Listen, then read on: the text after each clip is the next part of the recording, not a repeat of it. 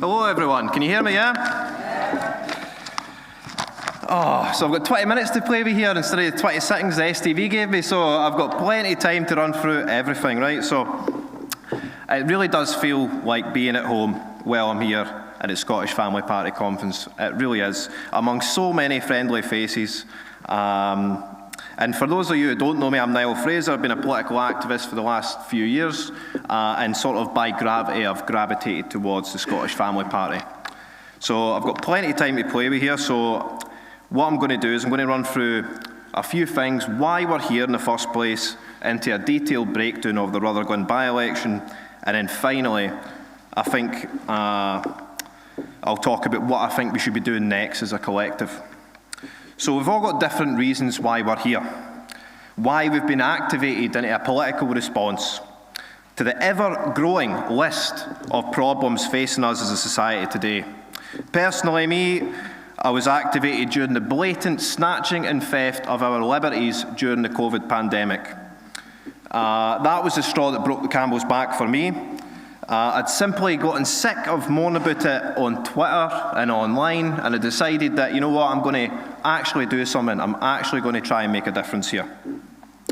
And over time, like I said before, I was pulled as if by gravity towards the Scottish Family Party, the only party that I've seen that wasn't hopelessly corrupted, the only party that I've seen that had a bright, positive future, the only party morally sound in an age of profound immoralities.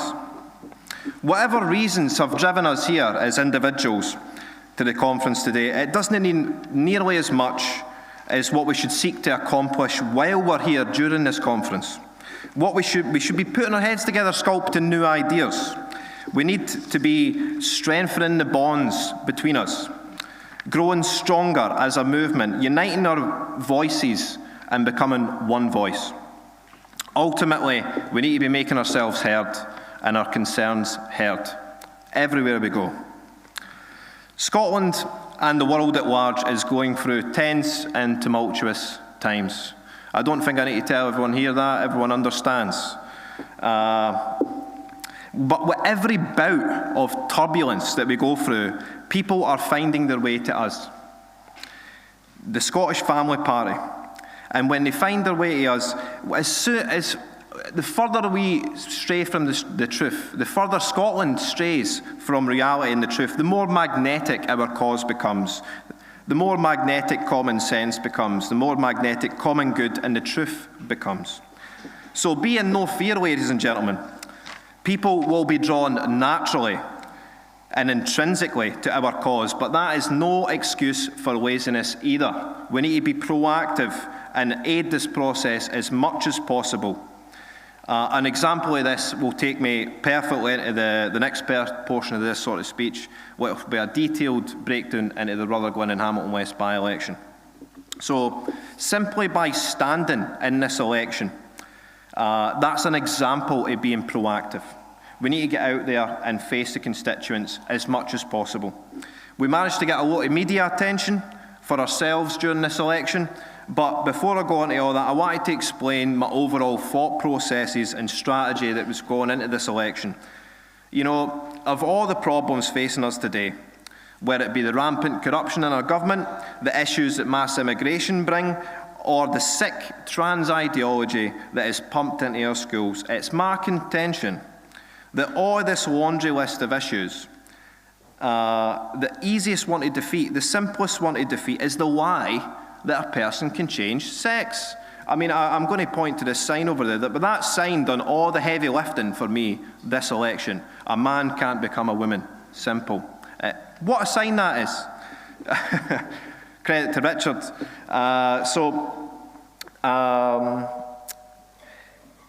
If we can try and defeat this lie by the ballot box, that's what I was trying to do. If you think about it, you don't even need to be able to read or write to understand what a man is and what a woman is. It's simple, it's intrinsic, it's biological, it's inbuilt into us. That's why it's the easiest to defeat. So with this in mind, it maybe explains why I was making it the whole campaign about defeating this lie that a person can change sex. A campaign to trans ideology via the ballot box. And armed with this strategy and a plethora of placards from Richard's Garage, which has got a lot of stuff in, we took to the streets of Rutherglen day by day, week by week, to send our message to the constituents. A man can't become a woman. Simple. This placard, this simple, salient message of truth was somehow triggering passers-by. And there would be supporters in this crowd today that have noticed that and that would have witnessed it personally. Triggering people into calling us names.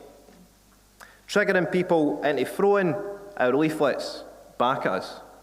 Triggering people into spitting at us, if you can believe it. So naturally, we tripled the number of signs. So we had one facing opposite sides of the street and the road. We doubled down and tripled down because that's what we do. You know, a woman actually came up to me in the street and called me a misogynist because of the sign. I said, why? Where's your sign that says a woman can't become a man? Simple. It reads the same. Just incredulous stuff. So with the amount of hatred towards us that this man can't become a woman sign generated, it was more and heavily outweighed by the people who supported us. Way more. I'd probably say 10 to 1. You've got the 10% who want to give us a wee bit of hassle, but the overwhelming support from the rest of the people. And there was a point in this campaign that made me realise why we do what we do. And it really is quite profound. So just to put it into perspective about how important what we do is, a young father was pushing his buggy along the street with his young son by his hand during the campaign. And Richard would remember this. And he stopped just across from us, and the father pointed to that sign. And he says, can you read that, son? That's the truth.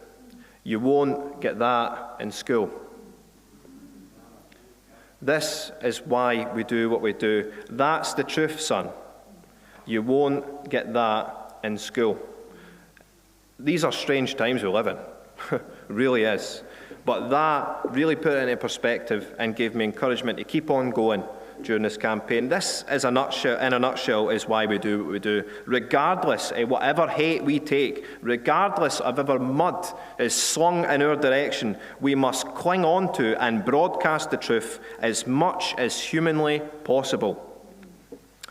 Getting up morning after morning to hit the streets knowing that you were going to face abuse and potential violence simply by campaigning wasn't a great feeling, not going to lie. It's like waking up and having to march straight into the trenches every single day. But we must be able to walk into the fire and embrace the torture that we endure. We have to. There's no other way. And this is where I'll give a shout out to all the courageous people in the audience willing to walk into the fire with me, that helped in any way during the election, whether it be helping deliver leaflets, standing with us on the street, conversing with constituents. By giving their precious time for free is truly humbling and a testament to our party's fortitude and determination to succeed.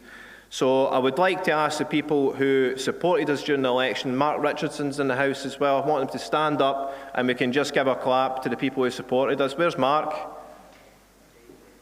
David. Thank you.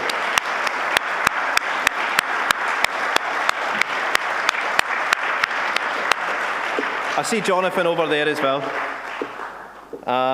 So how did the election go? Well, what kind of result did we get? How far away from other parties are we?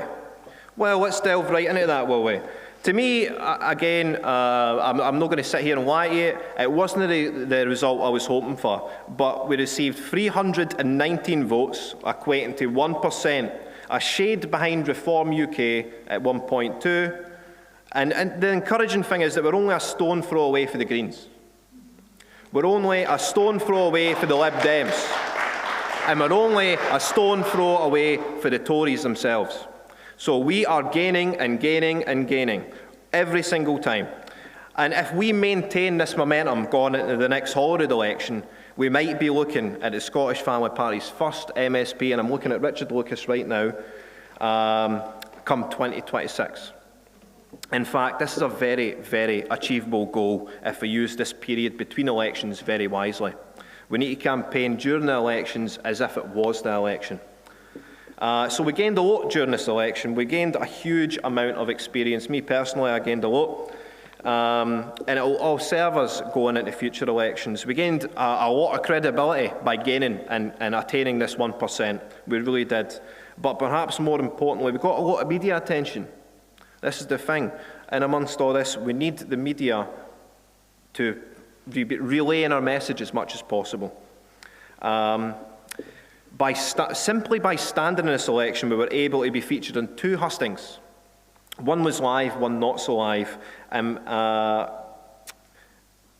Both events, I'm glad to say, the Scottish Family Party came out head and shoulders above every other candidate. We wiped the floor with every other candidate in the hustings, and we were really well supported. So these hustings are a great arm and a great tool for us to relay our message.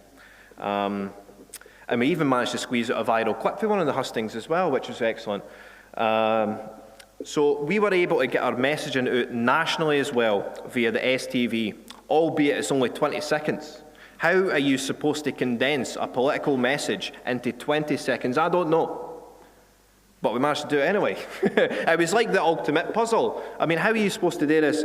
Again, I'm trying to think what I said. I said, if you really think that a person can dress up like Barbie and because he's clutching a bit of paper, that he should be able to get into women's prisons, then go ahead and vote for one of the other parties. Go ahead and vote for one of the machine parties, the machine candidates, the robo candidates. Otherwise, vote for us. That was our 20-second messages to the STV. So just by the action of entering the election, the Scottish Family Party benefited hugely. We got our name out there for a relatively cheap price of the £500 deposit. Thank you very much, Richard. And the money spent on leaflets.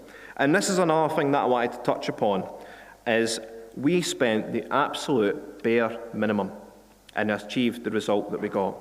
And I wouldn't have it any other way. It's a huge indicator as to how many votes we can actually generate by just people power, by just being on the streets, by just delivering leaflets, by talking and having conversations with people. There's no need to spend any extravagant money on billboards or advertisements or this, that, and other. We don't need it. We are the groundswell. We are the movement. Campaigning in person on the streets, going through the doors, interacting with constituents, this is what delivered the result. We didn't buy any expensive billboards. We didn't need any expensive billboards. And this result was attained through hard work and perseverance. So once again, I'd like to thank everyone in this room that helped during the campaign, big or small. It really does make a difference. So thanks very much. So what are we looking at next? What do I think we should be looking at next? In my view, in order to maintain momentum going into the Holyrood election in 2026, we have to be running in almost every conceivable election, through local councils to Westminster by-elections, if they turn up. As well as the need, we need to be forcing our way into the media by way of stunts, similar to bricking up the Sandyford, similar to calling Hamza Yousaf out. We need to be creating the news. Yeah? So in a world that's such turbulent times, as I mentioned before, we need an era-defining, an epoch-defining policy.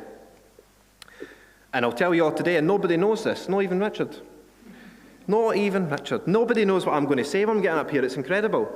But this is, again, it's a testament to the Scottish Family Party's, their trustworthiness in me to say what I want. We are a free speech party, absolute. So, I think I've found this epoch, era-defining policy. Nobody knows what I'm going to say here. Nobody knows what I'm going to say at all. Nobody knows, but I'm going to relay it to you now. I really did think it was important that I relayed this message. I really did. So let's start with the problem first, and then I'll get to the solution. The problem may be alien to a lot of us in this room today, because it's a generational or a technological divide here. When I was at school, there was no mobile phones. Basically no mobile phones, there was no social media, and there wasn't such a symbiotic type attachment to smartphones. We have such a problem in our schools with bullying, in person and online. The common denominator being the mobile phones, and yet nobody wants to talk about it. When you see videos of pupils being attacked by other pupils, maybe teachers getting attacked by pupils, please know that these attacks are preordained. The record button goes on first, and then they attack another pupil. And then, what's worse, this video then follows the victim and the perpetrator for life. It's there for life. It's online forever. So the victim can relive their horrible experience. The perpetrator can relive their own menacing behaviour day after day. But what if I told you that technology already exists to enforce a complete ban on smartphones in our schools? And what if I told you that after implementing such a ban on smartphones, student engagement improves, student behaviour improves, academic performance improves? Yes, indeed it is. Safety and security improves. And even staff retention improves. This is such a simple thing. But if we could implement this, it would make a whole world of difference. You think a pupil doesn't want to be filmed at school, or the fear of being filmed at school. The teacher doesn't want to be filmed during a lesson. You can't possibly conduct a class with all these rings, dings, phone calls, vibrations, all these distractions. And the whole world and classrooms are littered with distractions these days. So how are you supposed to function as a teacher? I don't know. But we should be the party for teachers in education. I really do think that. Ladies and gentlemen, I believe that in order to protect the next generation of Scots coming up through our education system, we must implement a Scotland-wide ban on smartphones across all of our schools, all of them. To preserve the innocence of our children in an increasingly digital world, we have to create these digital-free bubbles, air pockets where our people should breathe. Yeah?